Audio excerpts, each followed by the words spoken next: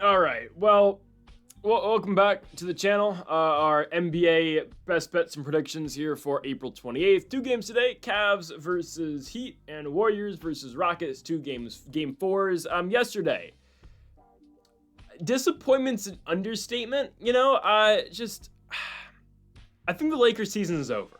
I think, I don't know. It's just, it's a bad loss. I'm not gonna lie. Like, there's only so much LeBron James can do. All right, I get it. 0 points in the 4th quarter. All right, there's only so much LeBron can do for this basketball team, man. It's disappointing. The Lakers sometimes, man, it's like, I'm going to take a John Cena quote here, all right? It's like being in an abusive one-sided relationship, right? Like, we haven't gotten anything out of being a Lakers fan in what? In 5 years? We haven't won a championship in 5 seasons? 5 years. We haven't won an NBA championship. 5 years. That's, oh my God. When will the pain and suffering end for this team? 5 years without a championship? We've been to the Western Conference Finals in 3 seasons? Oh, the pain and just when will it end, man? Like, why can't we be a team like, I don't know, like, why can't we be like the Pistons? A young upstart team, like just rising the ranks. It's just, man, when will it stop? If you couldn't tell, I'm joking. Lakers and 7. We're gonna be okay. Anyways, before we get in the video, folks, make sure that subscribe button down below for more. Make sure to check out our MLB Best Bets earlier today. That, again, is linked in the description. And also, make sure to go check out our UFC Fight Night Des Moines predictions on Greedo Plays MMA. That's linked in the description down below. And also, our PFL 4 predictions are later today as well on Greedo Plays MMA. Okay, got that intro out the way. I had to say something about the Lakers and the pain and suffering we have. Again, it is what it is. I'm at that point where it's just like, all right, it sucks. It is what it is. The Timberwolves played a great game. Okay, first game of the day, Heat versus Cavaliers in Miami, Florida. I don't think the Heat stand a chance, obviously, to win the game. The spread's something else, 8.5 points. I'm going to go Cleveland here on the spread just because I think the Heat are out of it. Okay, guys, okay, we've had some trouble. I'm not gonna lie. We've had some trouble in this playoffs at times, all right? You guys want to get on me about the Lakers a lot. I understand. Hell, we had Pacers money line yesterday on the road. Great plus 150 hit. Anyways, something I think I've gotten to a T so far this season has been betting this, playoffs, has been this Cavaliers Heat series. The game 1, I don't know. I feel like it wasn't a bad read. Game 2, we got it fairly right. Obviously, we said Heat, they're going to play another really competitive game. They're still kind of building momentum from the play-in. But then I said game 3, okay, back in Miami, I think that was the Heat's last chance was game 2, and now they're just going to fall off a cliff. So I think we've gotten a good read. Again, we're 2-1 on this series so far. I think tonight's the night Cleveland absolutely buries them. Obviously, it's game 4, right? It's win or go home for the Heat. I kind of feel like they're at that point in their season where they're kind of just ready to go home. I don't know. That's kind of where I think they are. Tyler Hero had a really bad game 3, right? For Tyler Hero's standards. Well, no, it just wasn't great. He goes 5 for 13 from the field, but again, only 13 shots from your best player is 1 for 3 from beyond the arc. Hero just couldn't get open. He couldn't find a shot he liked, and again, he scored 13 points in that basketball game. That's not going to cut it as the best player on the court for Miami game in and game out. And so that leaves the Heat at a point where it's like, all right, where else are we going to find offense? Well, in game 3, I guess it was Bam Adebayo. He played 40 minutes, and don't get me wrong, this was a 40-point blowout. I'm not joking, it was. And Bam still played 40 minutes. He went 9 for 20 from the field. Obviously, a lot of those are inside the arc. 4 for 7 from beyond the arc and 22 points. Andrew Wiggins did not play a good basketball game. He scored 10 points on 3 of 10 shooting and 2 of 4 from the 3-point line. Davion Mitchell, great as always. I'll give him that. He played a really good game like he's always done in this postseason. 7 from 11 from the field, 2 for 2 from beyond the arc, 16 points. That's all great, but then you look at what the Cavs did, and it's just like, how are these two teams gonna, how are the Heat gonna remain competitive? When you get a guy off the bench like DeAndre Hunter, who can shoot 6 for 8 from the field, 3 for 5 from the 3-point line with 21 points, and that's a bench player for you, nasty. It's just nasty. And they did this, by the way, with Darius Garland out. So instead of Darius Garland, it was Sam Merrill in the starting lineup. Merrill really didn't do anything. 0 points on 0 for 3 from beyond the arc. That's really all he's out there for. And I don't expect Garland to play today. I just don't. I think the Cavs know they're at a point where, okay, we have the series in the bag. We just won game 3 by 40 points without our all-star point guard. We don't really need him for this game number 4. If we lose today, okay, maybe we bring Garland back for game 5 at home, because then, okay, we're just trying to put away this team and get ready for the second round. But I think the Cavs have this in the bag regardless, with or without Garland on the court. I firmly believe the Heat just want to go home at this point, right? This is a team, again, in the regular season, they were 8 games under 500, okay? They go on a miracle run, win back-to-back games on the road, and, not that tightly contested of a game against Josh Giddey and the Bulls, but then a very close one, an overtime victory over Trae Young's Hawks. The Davion Mitchell game is what we're going to refer to it as. And they make the playoffs, obviously. They have very 2 close games in Cleveland against the Cavs. Really, game 1, I know they lost by 20 points. That game's so much more competitive than the score indicates. And then game 2, a 9-point loss for the Cavs, for the Heat, but they were in that game through its entirety. You go back home to Miami, you play game 3, you don't play your best at all, and now you're just looking at, 3-0. The Cavaliers had, 30 more wins than you in the regular season, and now you're just kind of questioning, why are we here and not in the draft lottery, right? But hey, that's Pat Riley basketball. I'm not harping on it, by the way. Riles is always in a position where he wants his team to be in the playoffs every single year. And hell, even with 37 victories, Riles and Spoelstra have found themselves in the playoffs. I will never hate on Pat Riley. I think he's an absolute genius. Even at his age, yes, and even with the roster that he has right now. Wait until that guy goes out and gets a big-name free agent in the offseason. Kevin Durant. Or trade piece. I'm just saying, I have a feeling Kevin Durant's going to Miami. Or Giannis. I don't know. I know, again, this is part 1000 of talking about, what is next for the Heat and which big-name free agent's finally coming to Miami. I kind of think Riley's at a point, though, where he's, looking at this roster, it's stagnant. They're kind of just a playing team every year, and how weak the East is, too. It's not that hard to make a push into the top 6.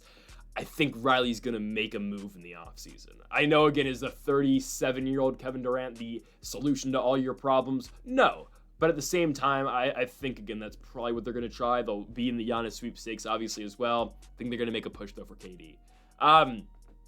But you know it. I know it. The American people know it. The Cleveland Cavaliers are a better team than the Miami Heat. The regular season records indicate that, and just the on-court play, too. I mean, Evan Mobley and Jared Allen. The combination of Bam Adebayo and Khalil Ware, and I get it, Ware doesn't play as many minutes as he did in the regular season, but regardless, whatever the Heat put together to try to guard those 2 bigs is not good enough. Mobley and Allen are just dominant. Donovan Mitchell hasn't even been playing a good series. Hell, in Game 3, Donovan Mitchell scores 13 points on 4 of 14 shooting and 3 for 8 from beyond the arc, and a abysmal percentage from the free throw line. He goes 2 for 5, and yet again, his team still wins by 40 points. So when your best player is shooting like that, it's kind of like, I don't think the Cavs are as good as OKC. I want to make that very clear, and I don't think they have, the kind of just, OKC doesn't have an easy path, but kind of just a path that we can see immediately to the finals. But I'll make the comparison here. The Cavaliers, who are the best team in the Eastern Conference in the regular season, and playing a poor team like the Heat, can still have their best player, again, shoot 4 for 14 from the field and have 13 points and still win by 40. That's kind of what the Thunder were doing with Shea. Now, Shea was still scoring like 25, but it does speak volumes about how good both these teams are. And then Max Strus as well, great shooter in that starting lineup, and the bench too. We talk about how good it is, especially the 3 guys who play the most. I'm talking about the guys who play 20-plus minutes. Dean Wade, who is kind of just there for his shooting and defensive ability at times, but Wade, again, is serviceable for what he does for Cleveland, former K-State guy, if I'm not mistaken. DeAndre Hunter, who's great, obviously, midseason pickup for this team from Atlanta. Again, he goes 6 for 8 from the field. We talked about it earlier, but 21 points. And then Ty Jerome, who had the monstrous Game 1, completely took over Game 1 over at Quicken Loans Arena, or the Rocket Field Mortgage House, or whatever the hell, in Game 1. Ty Jerome's great as well. Cleveland's going to dispose of Miami here. The Heat go back into the offseason And again, I feel like they're going to try to retool for a big free agent star. We'll see, though. I'm taking the Cleveland Cavaliers, though, to complete the sweep. I think the Heat are absolutely demoralized. I think the Cavaliers take advantage. They run away with this game, and it all starts in the first quarter, just like in Game 3, where Cleveland outscored the Heat by 13 points, 33-20. I think we see kind of a replica of that here tonight in Game 4. Cavaliers by a million. They're going to cover the 8.5 points, and they move on to the second round to take on the winner of the Indiana Pacers and the Milwaukee Bucks. Indiana up 3-1. I've been saying it for a while. The Pacers are going to give the Cavaliers hell. Just you wait. Okay, on to our final game of the night here at 7 o'clock in San Francisco, California. It is the Golden State Warriors versus the Houston Rockets. The Warriors have the Rockets up against the ropes. They do. They have them on the ropes right now. 2-1 Warriors. They still have another home game here. Series has to go back to Houston, obviously, for game number 5 because the Rockets won game 2. I hate to say it, the Rockets are screwed. They just are. This series is as good as over. I think it is. Maybe the Rockets surprise me and they win this game. I hope they do. I'm kind of looking at this as Warriors in 5 now. I just am. Game 3 was huge. And I did say, again, and I will be honest, right? I'm not going to completely go back on my word, but I am just watching that Game 3 and the circumstances around that Game 3 too. But before Game 2, I said, okay, if the Rockets can win Game 2, series on the line here, if they win that Game 2, they will have some momentum in San Francisco, and they just got to get one. It was the whole thing I was talking about the Lakers. They just got to get one in Minnesota, and we thought we saw that yesterday. Regardless, though, right?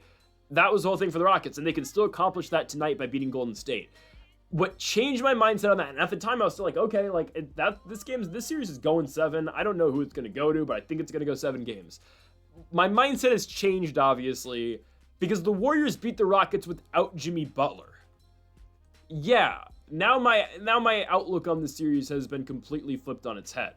Now, will Jimmy play tonight? I mean, obviously that will really help the Warriors, and they'll be in a great position if he does. Latest update yesterday was from Steve Kerr. The report is Butler, pelvis injury, has been working with the training staff and is questionable for Monday's game. We'll see. That's, I think, a true 50-50. I think, though, in a situation like this where the Warriors see, okay, we have the Rockets 2-1. If we can win this game, we go back to Houston up 3-1. Again, Warriors 3-1 series leads haven't been always the most kind to them. But anyways, right, they know the circumstances here. They don't want to let the Rockets back in this series because, again, it's like that Lakers-Wolves game. If the Lakers would have won that game, guys, all the momentum's with the Lakers. You go back home for Game 5 and you're tied. So same thing here with the Rockets. If they win this game, again, all the momentum shifts back to them. I just don't think it's going to happen. Now, if Jimmy doesn't play again, then you're looking at, okay, back-to-back games without Jimmy Butler for the Warriors. You know, can the Rockets finally figure them out? Yes, they were winning, though, most of that Game 3, and then the fourth quarter happened, and Steph Curry happened. He's a remarkable player. And also, okay, Gary Payton did kind of have a fake game, I'm going to be honest. I mean, when is Gary Payton hitting all those shots in the clutch and finishing up the rack, going underneath, scoop, under, finish? Like, that was kind of fake, I'm not going to lie, from Gary Payton, but it is what it is. Good for bro, for GP2. But yeah, I don't think the Rockets can beat Steph Curry. I'm just going to be honest, guys. I think, okay, now that we're looking at this, I'm going to be a realist about Lakers-Wolves. Likely the Wolves are going to win that series, I think, in 6 games.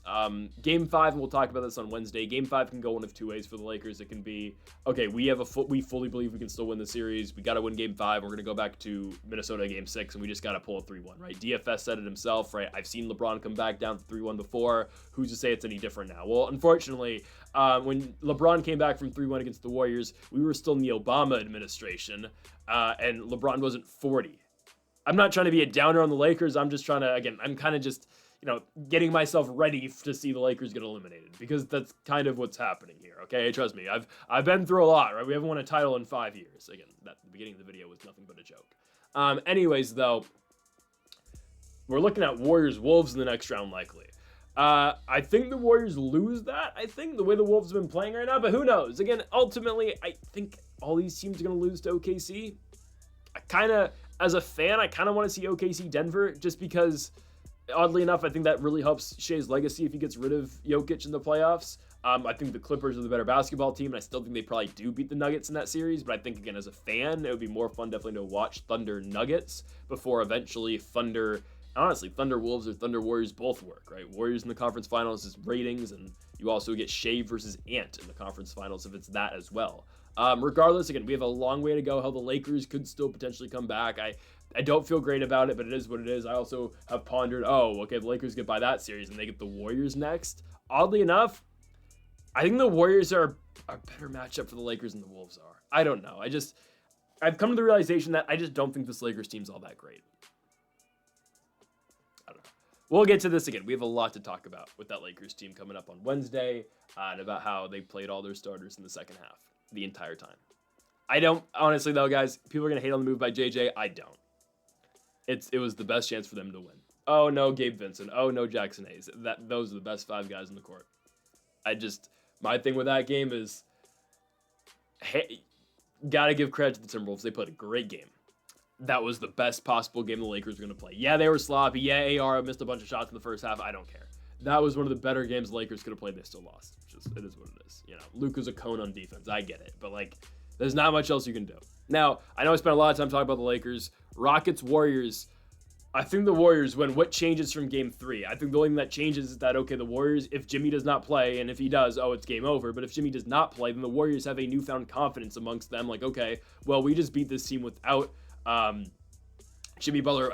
Why wouldn't we do this again? You know, and Draymond Green has actually seen a lot of success against Alfred Şengün. I think the Warriors have realized, too, that, okay, you send Şengün to the free throw line, he's likely not going to hit the shot. Şengün goes 1 for 6 in game 3 from the free throw line. That's unacceptable. That's Dwight Howard, Shaquille O'Neal type numbers from the charity stripe.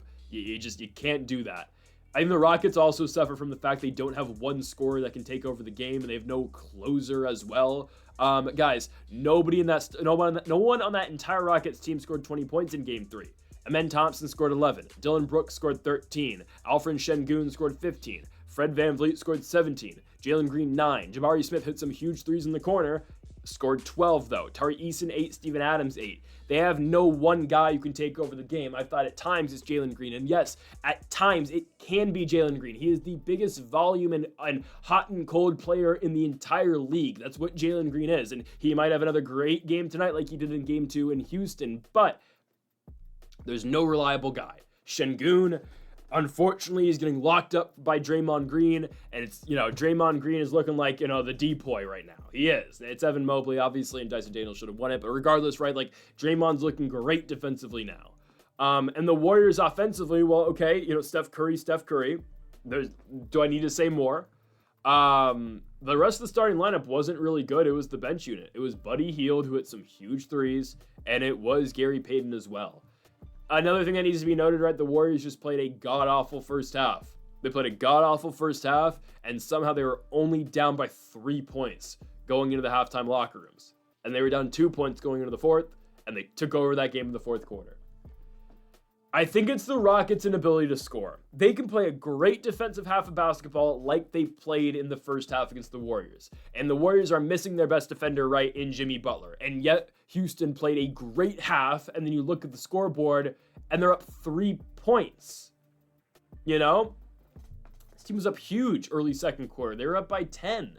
Again, I know the game's not over in the second, but it's just the lead disappeared like that, and they couldn't respond, Dylan Brooks had a really good night shooting. He fouled out in the fourth quarter, obviously, but Dylan Brooks was great. I thought Jabari Smith was really good. I mean, whenever, again, you vacate the corner, drive and kick, perfect, right? Jabari Smith standing right in that corner. He's going to knock down that 3. The rest of the lineup, though, Jalen Green, again, I think a lot depends on him, and a lot depends on Alfred Şengün. Şengün can't go 7 for 18 from the paint. That's unacceptable, right? That's the only shot you really take. You got to hit those, And Draymond Green was in his face the entire night, and Draymond Green made his night miserable, right? He was in his face all night and would not let Şengün breathe. And Fred VanVleet, it's just I don't know. VanVleet, supposed Warriors killer, obviously, from the 18 finals. I understand that. 19 finals. VanVleet hasn't been good yet. How do the Rockets win? If they couldn't beat the Warriors without Jimmy Butler, and sure, the Rockets might steal one, they're not stealing one in Golden State, though. I think if they steal one, it's going to be Game 5 in Houston. Kind of, again, I don't want to always compare to the Lakers, but, like, I do feel good about the Lakers winning Game 5. I likely feel good about the I don't feel great about the Rockets winning Game 5, but I think they will. I don't see them winning in San Francisco. And again, I will circle back to this, and I'll leave you with this. If they couldn't beat the Warriors without Jimmy Butler, how the hell are they going to do it with Butler in the lineup, and how can we rely on them to win after that disaster that happened the other day on, Saturday night? I can't trust in Houston here. They're too inexperienced, and they don't have one guy who can just take over. And I'm taking the guy who can take over the game, the greatest shooter of all time. I'm taking Stephen Curry and the Warriors. So, folks, thank y'all for watching our NBA predictions and best bets here for April 28th. If you have not yet, though, make sure to hit that subscribe button down below for more. Make sure to leave a like if you did enjoy the video. Make sure to comment if you do disagree with any of the picks. We'll be back tomorrow for more NBA action at 4 games. Bucks, Pacers, Pistons, Knicks, Magic, Celtics, Clippers, Nuggets. Make sure to join us for that, folks, tomorrow. Make sure to hit that subscribe button down below for more. And Mamba forever.